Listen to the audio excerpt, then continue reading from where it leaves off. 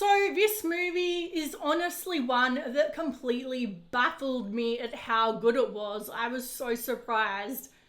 So this is honestly one of my top three movies of 2022 after The Northman and The Batman. So I was the only adult in the cinema for this movie that didn't have a kid. Awkward. And some of the kids were pretty scared by the looks of it during certain parts of this movie. I'll go into that a little bit later. But yeah, it's really funny how when you don't have any sort of expectations for a movie, those are the movies that can surprise you the most. And this movie really blew me away at how good it was. So anyway, to be honest with you, I haven't seen the first Puss in Boots movie.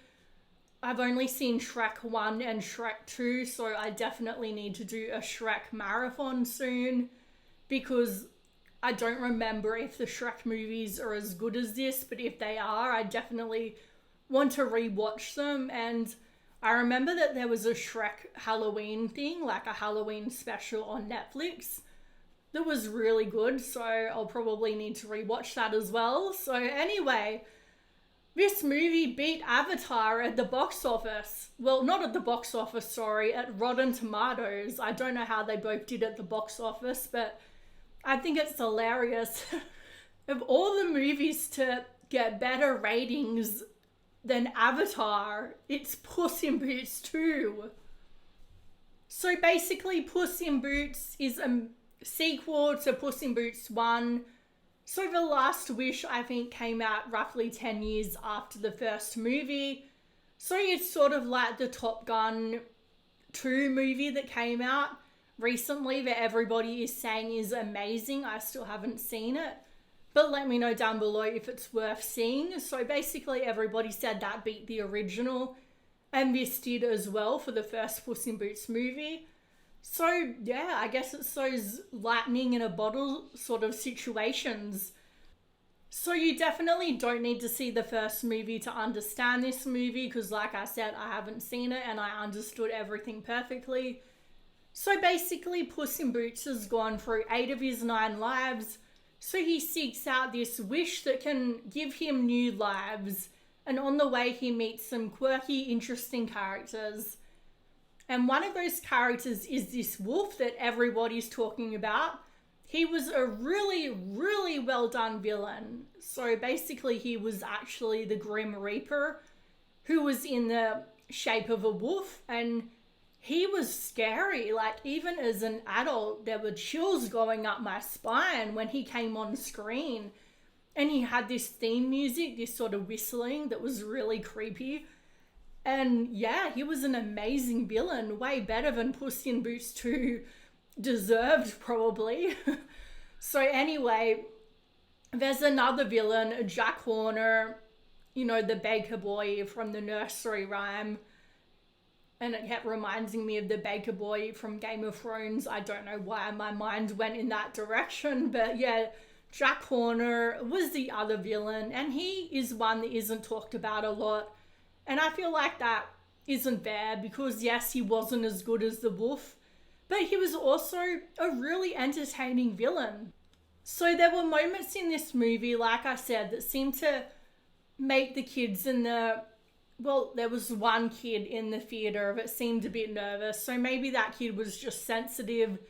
If you're a parent, obviously you know your kids better than I do, so I'm never going to tell a parent what to bring their kids to. Well, obviously don't bring them to a Saw movie, but I hope you have the common sense not to do that. But you know, obviously if your kid can handle content like this. But yeah, the wolf was pretty scary. And there was also themes of, okay, they had this dog as one of the side characters, and he was talking about how his previous owners had tried to drown him and kill him. And I'm like, whoa, this is getting intense for a sort of DreamWorks movie. So I'm not saying that this is an adult's movie and not a kid's movie. It's obviously a kid's movie, but it's also one that can very much be appreciated by adults. And there's a lot of adult humor in there that the kids just goes right over their heads. So anyway, the animation, it was really good, as you would expect from this sort of movie. I loved the fairy tale references.